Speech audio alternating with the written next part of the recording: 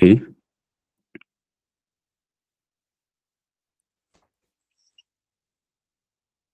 So today's lesson will just be a short introduction on motion in one dimension. One dimension typically they can also be written or referred to as 1D.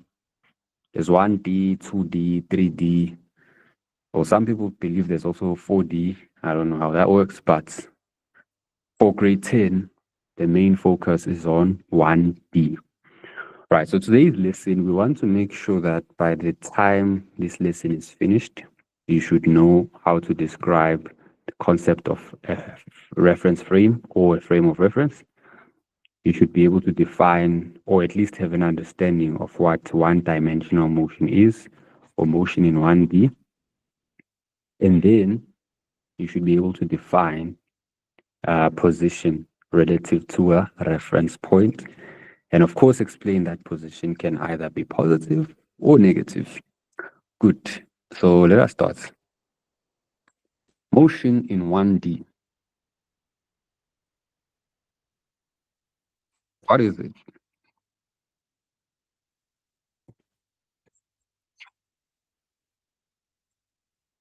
Okay. We will break it down. Motion in one dimension.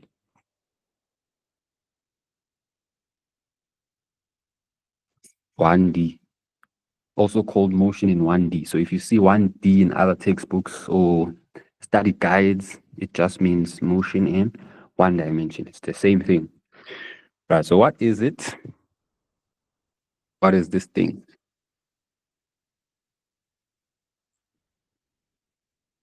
So motion, right? This word motion, start there.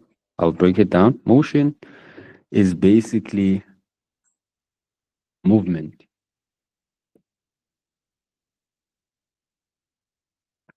Motion means movement.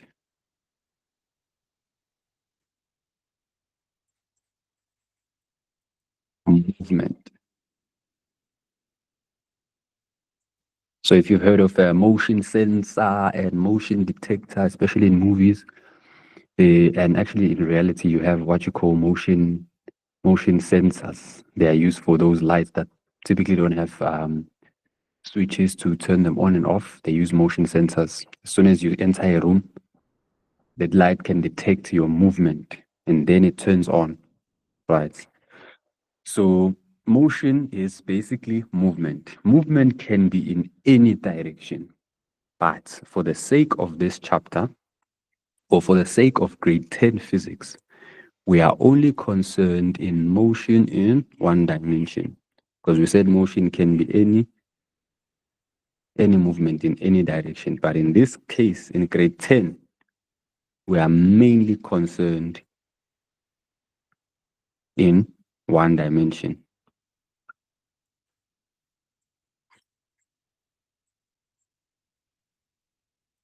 Okay, my pen is misbehaving. Let's do this. Can be in any direction.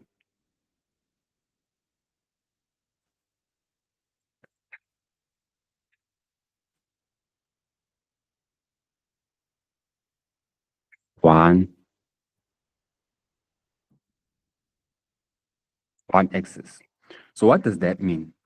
It means this can either be horizontally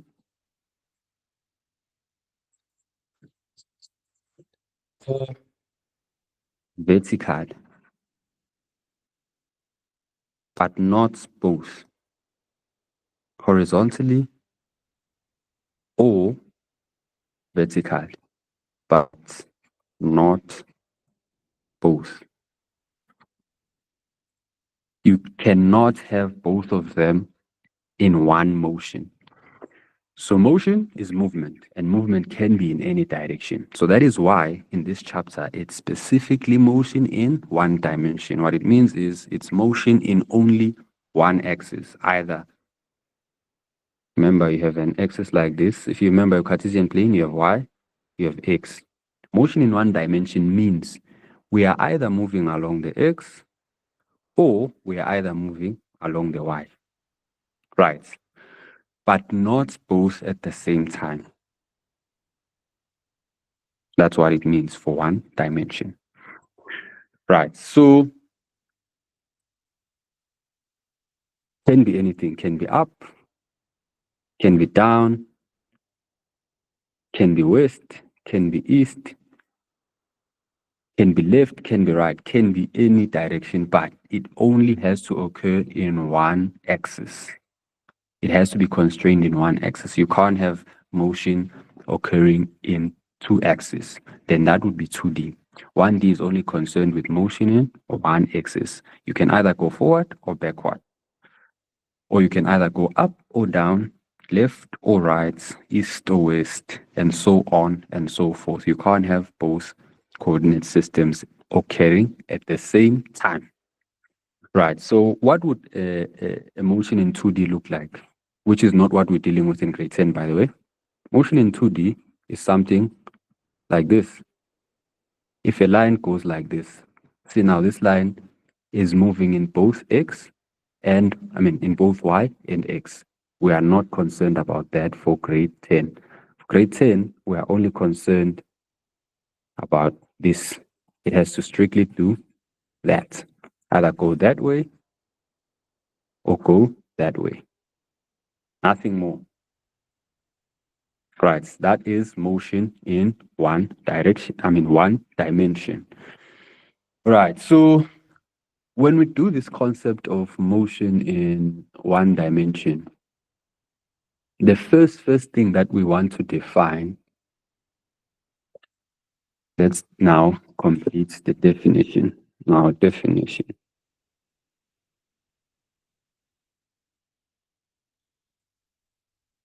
So we said motion in one dimension, right?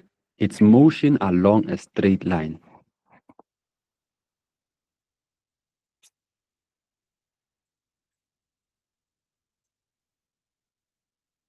Not a diagonal line. Of course, a diagonal line is still straight, but in this context, we are talking about either a horizontal or a vertical line. Motion along a straight line. So in this line, the object can either move up, down, forward, or backward.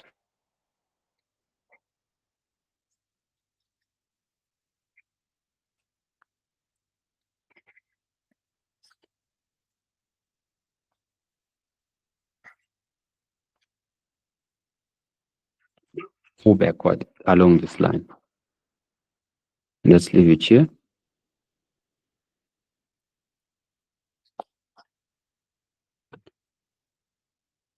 That is the simplest definition of motion in 1D. Right, this is you. Of course, you'd probably look better than this. That's you right there. For motion in 1D, if you are in this surface, you can either go forward or you can go backwards. That's motion in 1D. So this would be horizontal, right? Or if you decide to take a lift, I don't know where you're going in this lift. A lift, say this is a lift, can only go up or down. This is still forward and backward, but now we've changed to vertical. Up or down, but it's not moving diagonally or in other directions. It's strictly moving along this straight line. So that is motion in 1D. We have two options, 1 or 2. Now, this applies to any other example where an object is strictly constrained to move in one axis. So these are just examples that I made, right? Let me do this like this.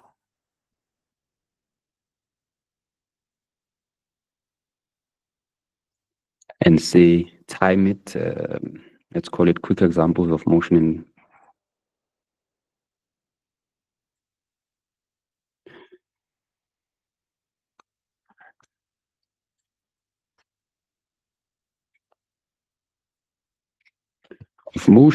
1D.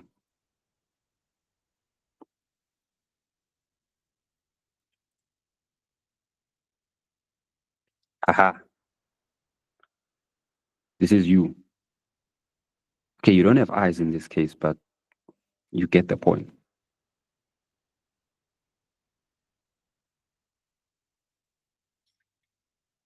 That's you, right? That's you in a lift in situation 2. Right, so that is how motion in 1D works. Now, with motion in 1D, what tends to happen is we want to describe it in different aspects. So the way it works is if we have motion in 1D, let's say motion, going forward, I'll say 1D, I won't say one dimensional. Right, what happens is you have different aspects of motion in 1D. So you have what we call a frame of reference.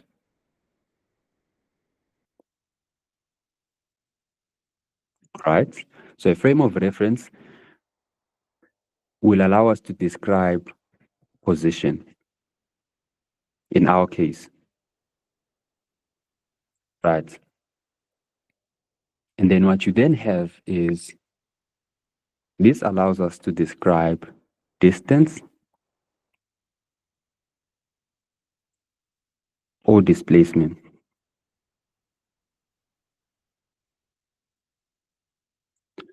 But for today's lesson, we will mainly focus on this guy.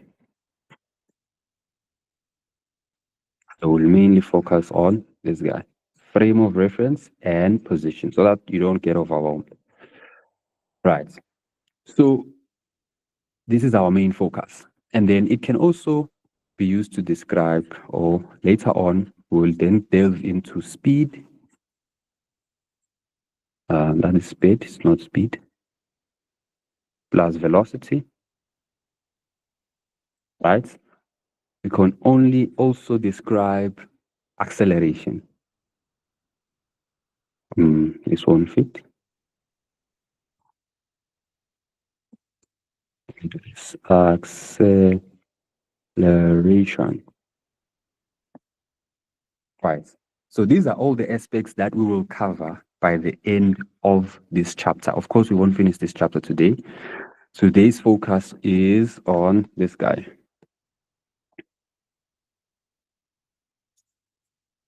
Today's lesson. Aha. The rest we will cover some other time.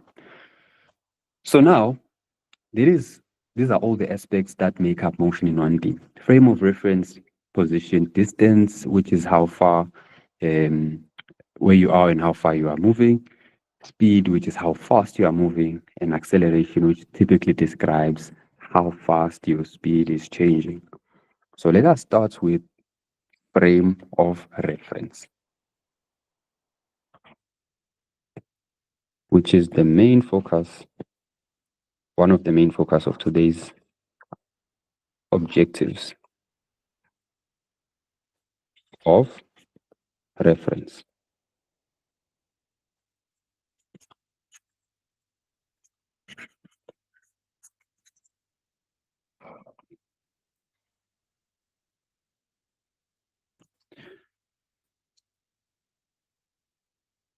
So just a quick description or example of what a frame of reference is. Basically, it's what you use to describe or measure properties of other objects.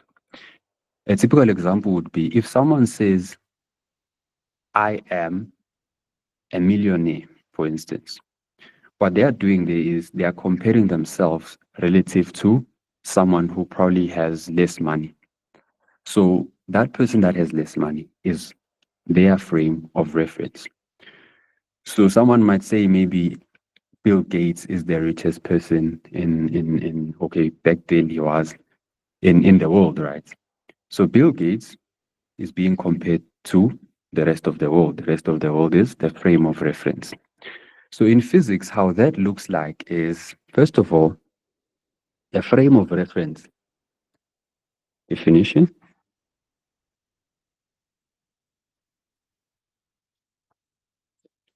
A frame of reference is like a coordinate system used to represent and measure properties of objects, such as position, which is today's focus. So we'll say it's a coordinate system. I'll make examples until you get what a frame of reference is and you can sing it in your sleep. System used to represent, let me write it here.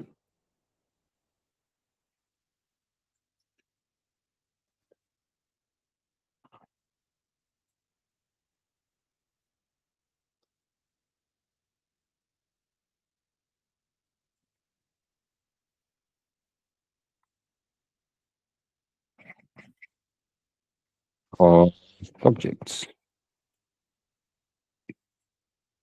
like position,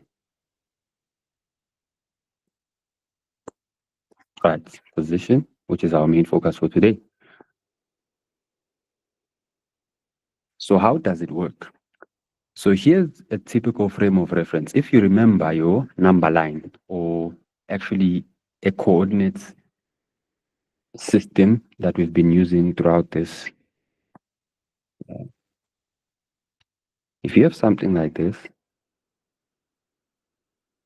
let's use a number line. Usually there'll be a 0 here, right?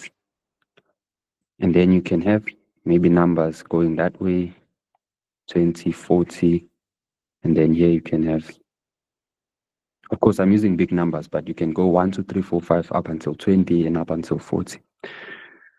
Right. This whole thing is what you would call a frame of reference. Now, a frame of reference, the way it works is, okay, this would be our X, let's say in meters. It has what you call a reference point in it. Stay with me.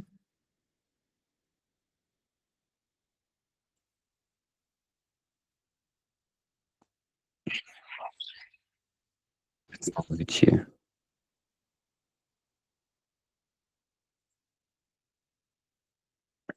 And add to our definition. So that is not a big jump in logic. So we can say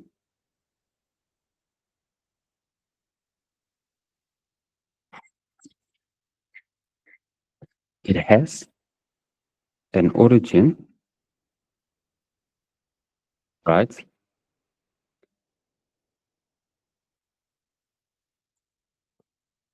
Plus a set of directions.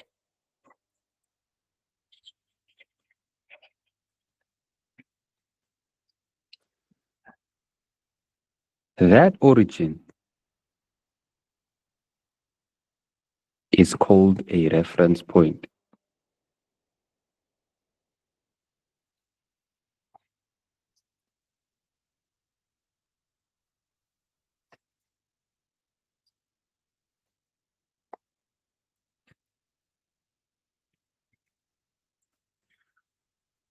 So now, back to this, what I was drawing here.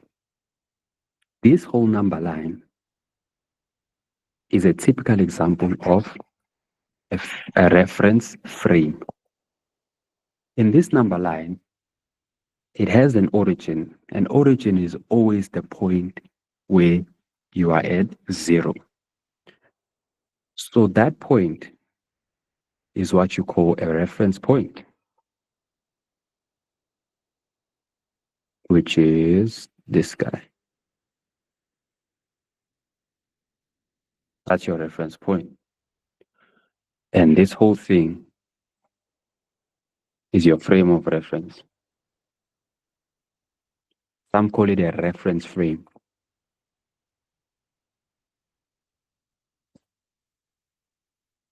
So before we move too fast, we said a frame of reference is a coordinate system used to represent and measure properties of objects like position.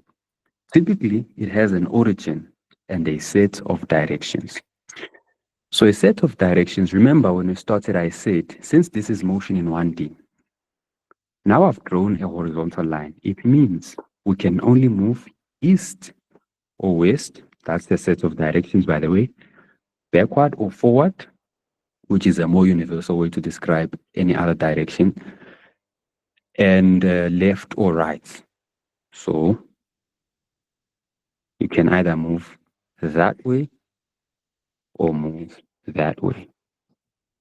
Now, what you want to know is when you are in this reference frame, how far from the origin are you, which is position. So if, for instance, you are at school, say this is your school as an example. Quick example to show how reference frame works. I'll take this and say this describes X, which is meters. Reference point is here, your 0. This is where you measure your position from. That 0 point. It's called a reference point because you refer to that point so that you can see how far everything else is. How far everything else is can be anything. It can be how far you are from your school. That means your school would be your reference point, which in a frame of reference, it will be at 0. So let's say this is you, your school. I'm trying to draw a school here. Haha. Your friend, say minus 10 minus 20. Remember, in a Cartesian plane, guys, you have 0 here, and any number to the left is negative, then any number to the right is positive. This is the same thing in a Cartesian plane or a number line, right? Same applies for the vertical side. At the bottom, you have a negative. At the top, you have a positive. But for this example, we are mainly concerned with the horizontal axis or the x-axis. That's our reference frame. It can be, the reference frame can change. It can even be vertical or it can be horizontal. It's up to whatever problem you are given. So for now, let's use a horizontal one. So you have 10, you have 20, right? So this is your frame here. And let's say this is you here.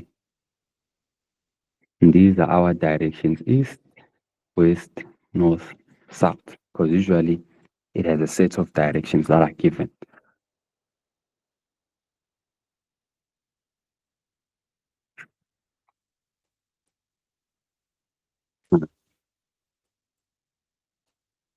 You,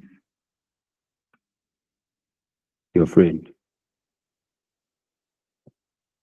Now, how this works is what we're trying to do with a reference frame is we want to know how far are you from the reference point, right? So if our reference point is the school, or this is our school, by the way, right? If our reference point is the school, how far is your friend relative to the school? A typical question would be, let me show you.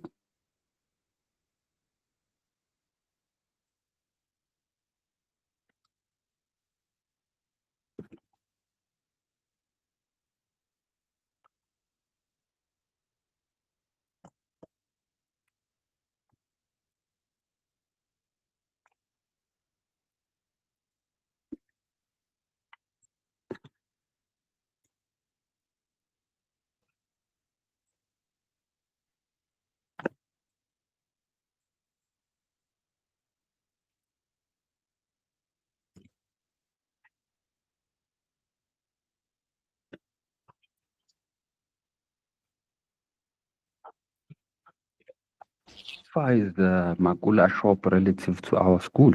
How far is my friend relative to our school? And so on. So how this works is, keyword is relative. All reference frame related problems will always use relative. Why? Because you are measuring the position of whatever object in relation to a reference point. Our reference point here is the school. So how far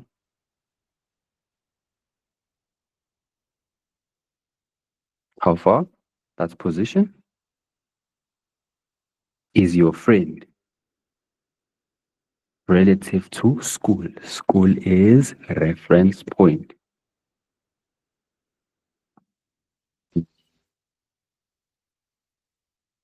Let's break down the statement so that you always understand. Good. How far? We said that's our position.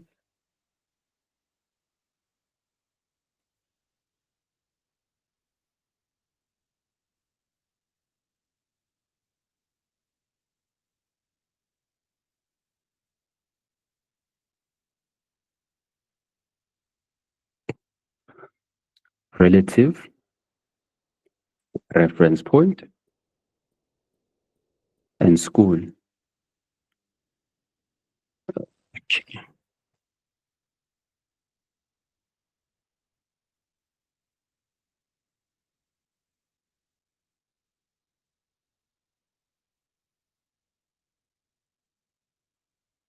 Right. How far? Position, relative to school. That means school is our reference point. Even if you were not given a diagram, anything after the word relative is your reference point. What that means is you would draw your reference frame, which is this number line. You put a 0, which is your reference point, and at that position, that's where you would put school. And then you can start numbering. You can make it any number. They can tell you this guy is 20 meters relative to the school. This guy is 30 meters relative to the school. Now, how far is friend relative to school? Where's friend? We come here. We are measuring the position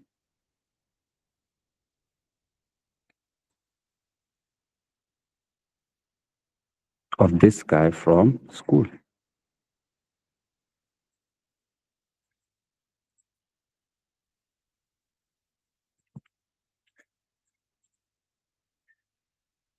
School, you said, is our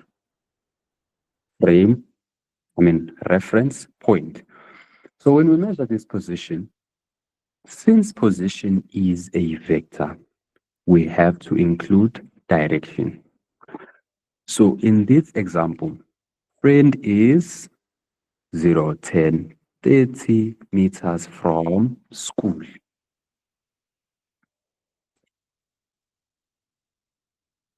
Answer.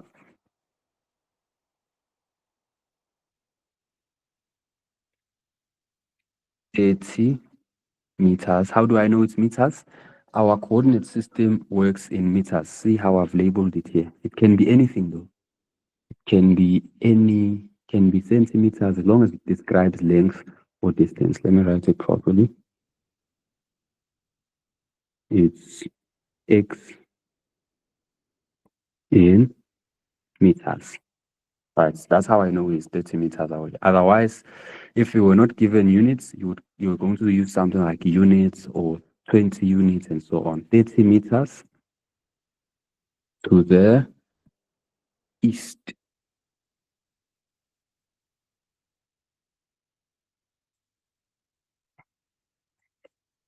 So that is your answer. 30 meters east. Because we are looking for position of friend from school. So that's how a frame of reference works.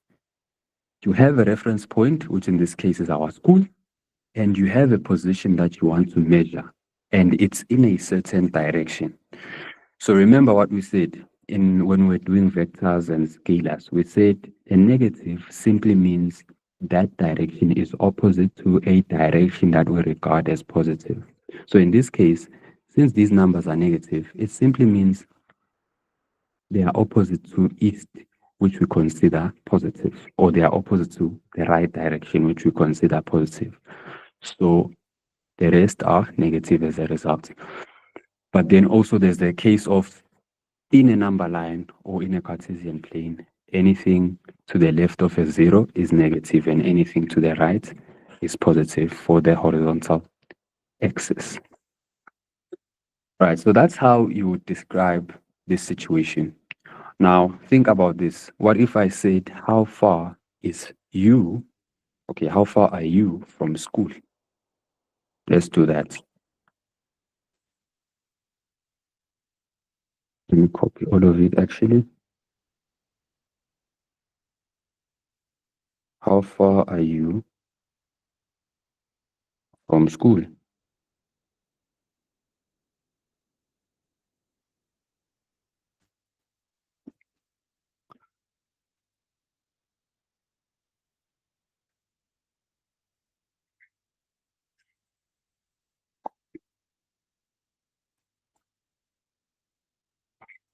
How far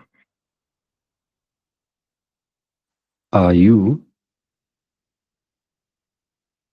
relative? Remember what I said, relative to school.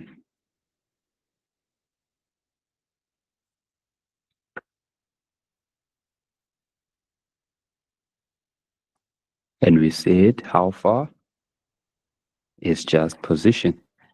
Your position relative to anything after the word relative means that's your reference point. School. Reference point. So let me write it here so that you don't forget.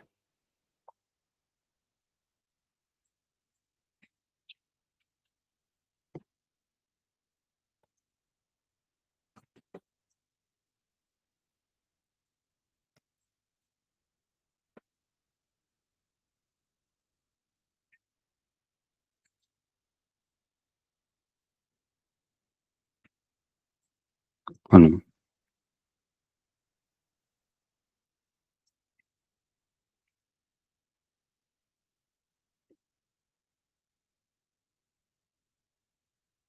Is your reference point or your point of reference. It's up to you.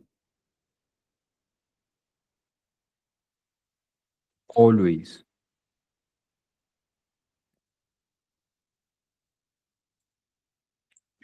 This will help you remember. So the question is saying, how far are you relative to school? How far? That's my position. Are you relative to school? So school is my reference point. Then now my answer would be, if you think about it, I am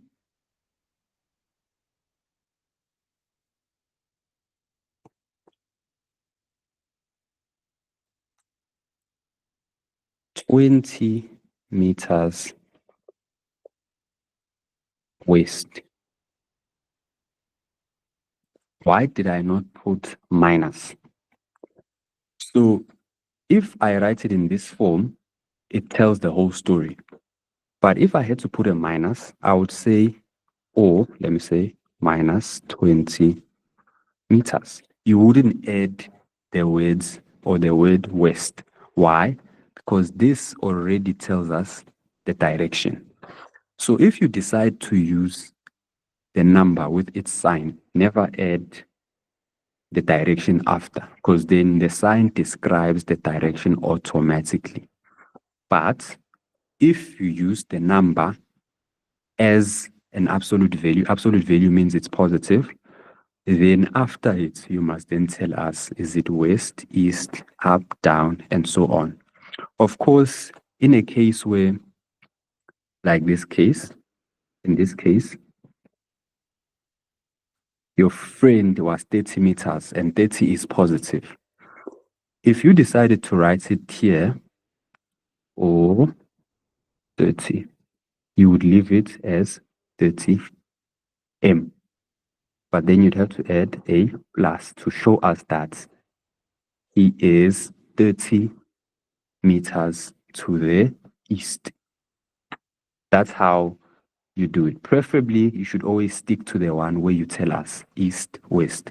The one of science is helpful when you are still calculating, like when we were doing the algebraic method of finding vectors, if you remember our past lesson.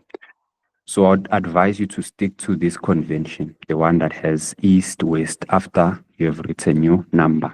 It's easier to not forget. All right. Oh, it's easier to not get confused. Now, this is how a reference point works. Right. So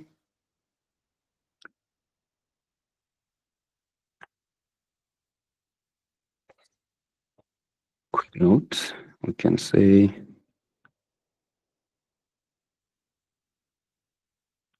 another note. Right. We choose a reference point based on the frame of reference.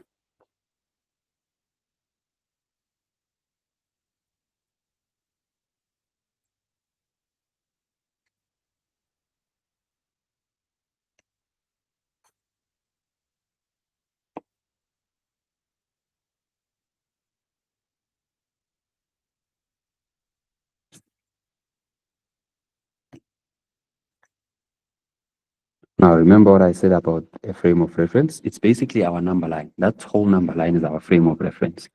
It describes the position of whatever object we want relative to our reference point. So we said it can either be like this. This is still a reference frame where I put 0 here. And maybe there can be 5, 10, and so on, maybe 15. And here I can say -5, -10, -15. Or it can be like this, the one that we just had. And your 0 is here, right? And then -5, -10, 5, 10. So these are still reference point. This is a reference point, and those are still reference point.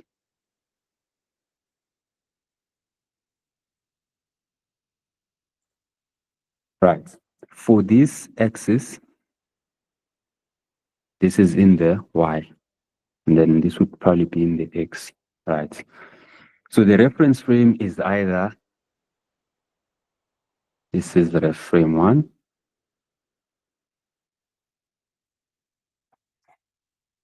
this is another ref frame,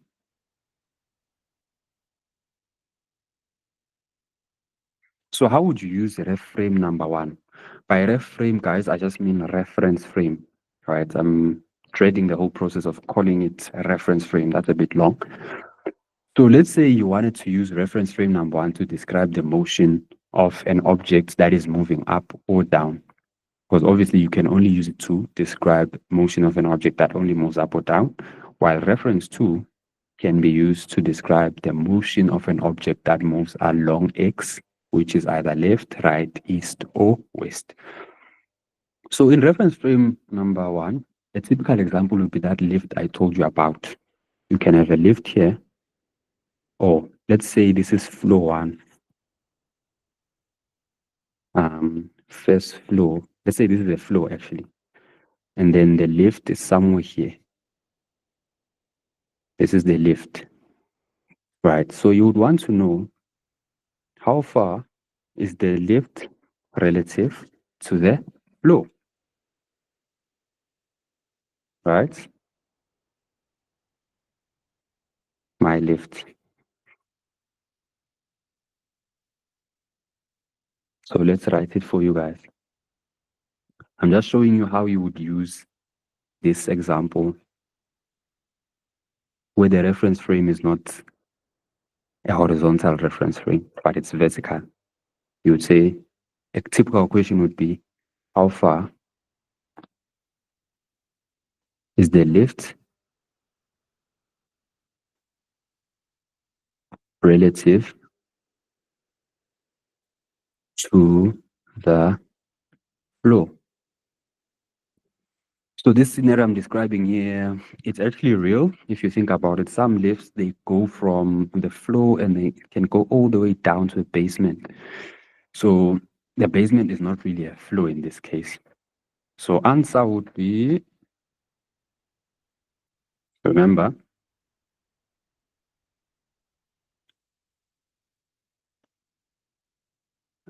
our answer would either be, it is 15. Okay, let's say this is meters, y meters. And then this is also x meters. Sorry, I forgot to include the units, but it's fine. Even if I didn't, you're going to say 15 units instead of saying 15 meters. So how you would say it is 15 meters down, right? Or if you are given a compass like this, remember a compass is like this. This is north, this is south. You would have said 15 meters south of the floor. Why? Because remember, it describes the position, and position is a vector. Oh, sorry about that.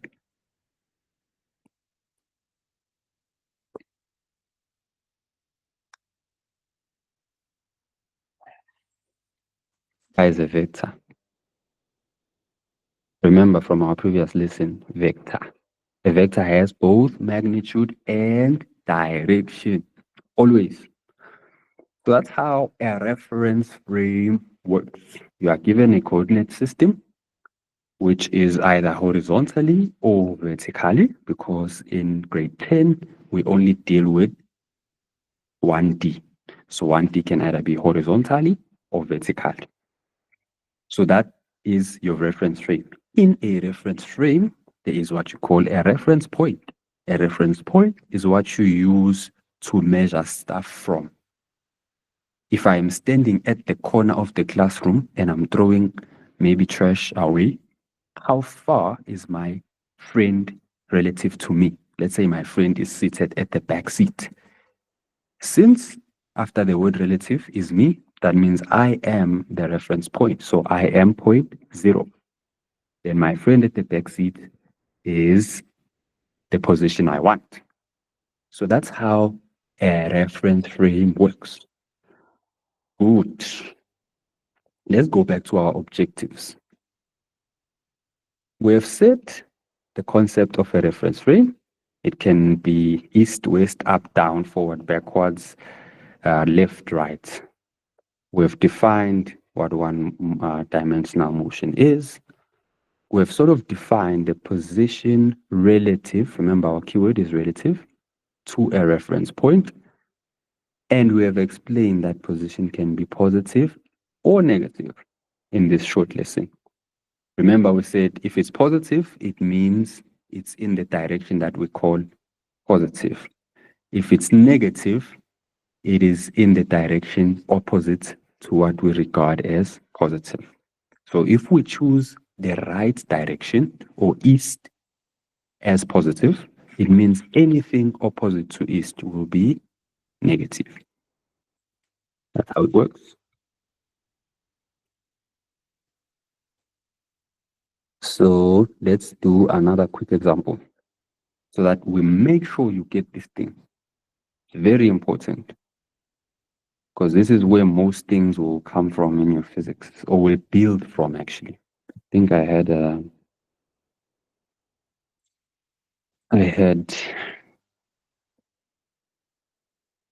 picture that An example.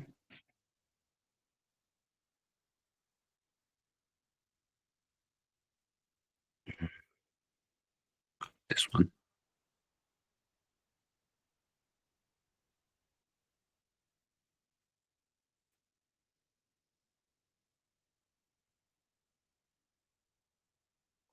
Here's another example.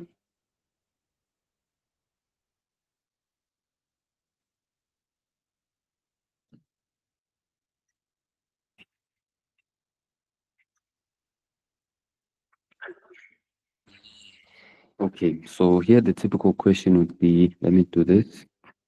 Um,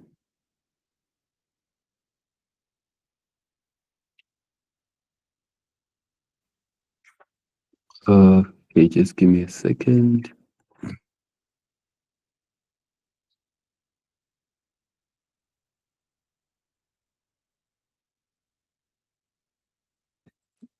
Okay, I want to find my question.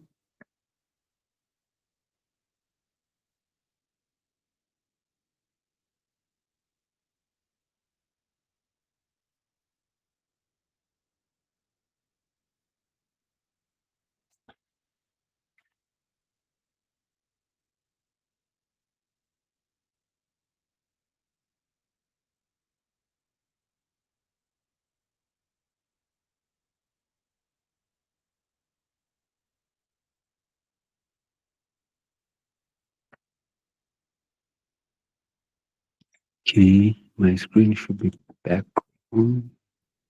Then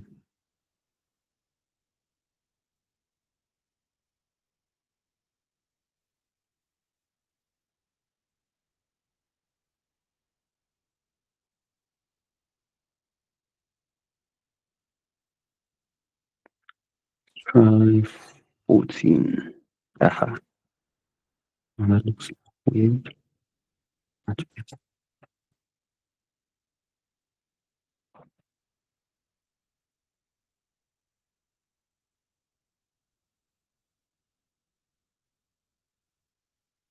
Okay, so we have this example. Right, in this example, a baby leaves, what does it say? A baby leaves a bowl or bowl, I don't know, of food on the floor and crawls westwards. Okay, that's another way of saying west, to fetch a toy placed 5 meters away. Okay,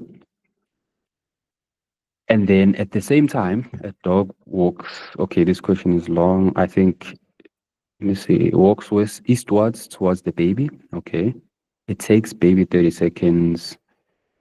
Okay, we don't care about the rest of the details because this question was actually, it's a past paper. So they asked some other questions after. That's why they have this additional information. We don't care about it for now, though. We'll care about it after we're done with 1D.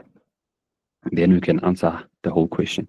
For now, I wanted to use it to say, determine the position of the dog relative to the baby before they both moved. Right? Let's come here. Okay, position, we already told we want the position of the baby. The dog. Right? Position of the dog. Anything after the word relative is our reference point. Remember that? So therefore, the baby is our reference point. So the reason the statement says before they moved is because if the baby moves, then the position of the dog relative to the baby might not be the same. So we just assume they haven't moved. It's still as is or as it appears on that picture. Right. Determine the position of the dog relative to the baby. Baby is the reference point.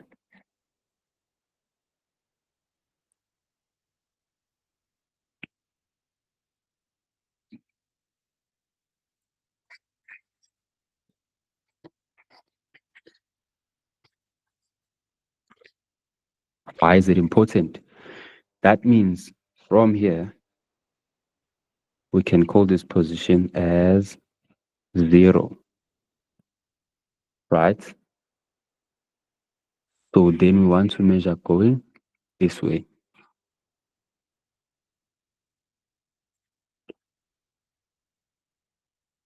Reference point. Therefore, what is the answer? The dog is 5 meters plus 7 meters. Okay, that's 12. Is it? Answer.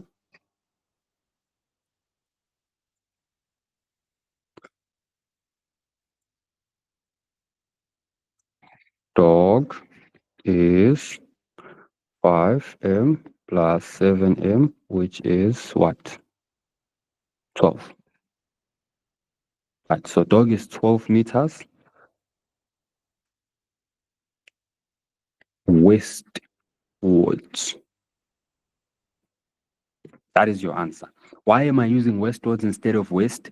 Because in the problem, those are the type of words they use. So I can't just say west. Of course, maybe someone who's lenient, a lenient marker can give me the full marks, but it's not good deviating from a convention that has already been established in the problem. So we say westwards because that's what they use in the problem. But if not, we're just going to say west, right? Because we are already given a compass as well. So something to think about also. What is the position of the toy, right, relative to dog?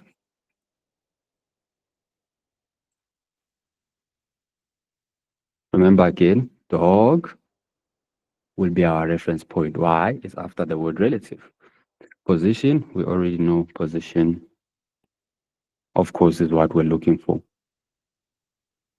So what is the answer here? Answer?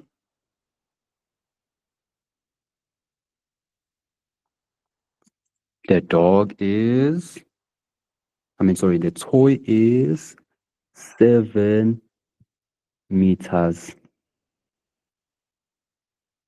Since the dog is our 0 now, 7 meters eastwards. You see how a reference point can change. It's not constant. It depends on the question being asked. The question can even say,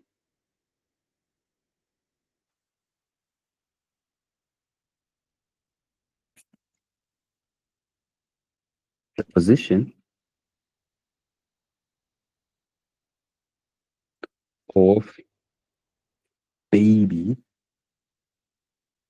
relative,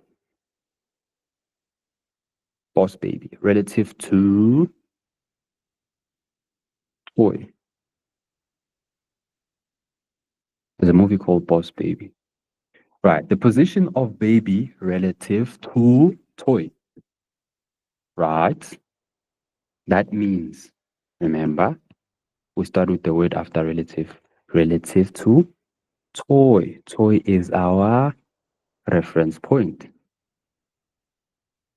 And position, we already know. We are just looking for position. They could have said how far. That would still mean position. Right?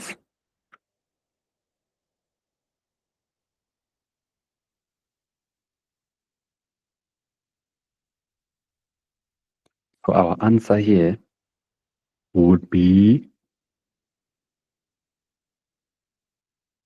let's come back to our problem. So now our toy becomes our 0 position. And then we want the position of the baby. The baby is this side of the toy. Right? So answer, baby is 5 meters eastwards.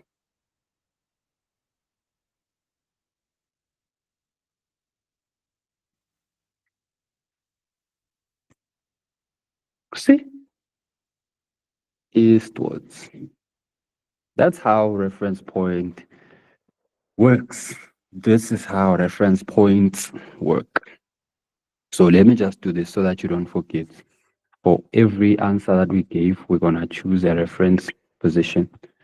So let's do this before we end the session. So we will say,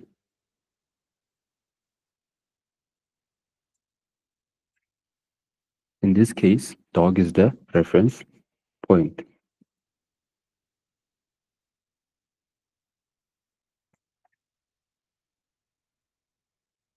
Right? While in this case, toy was our reference point.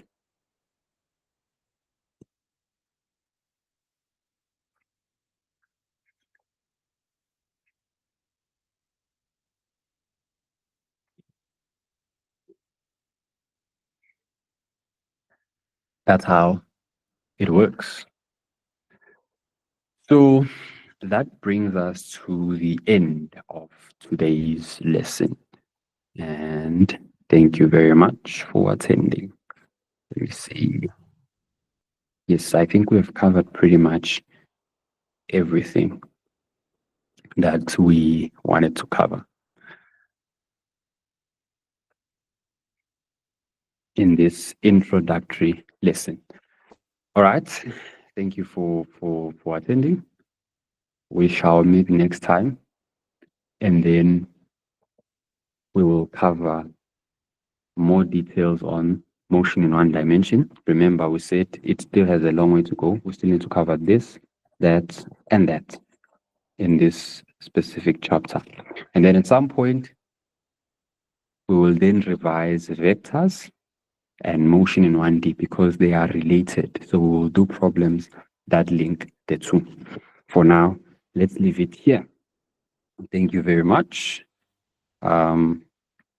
See you again on our next lesson.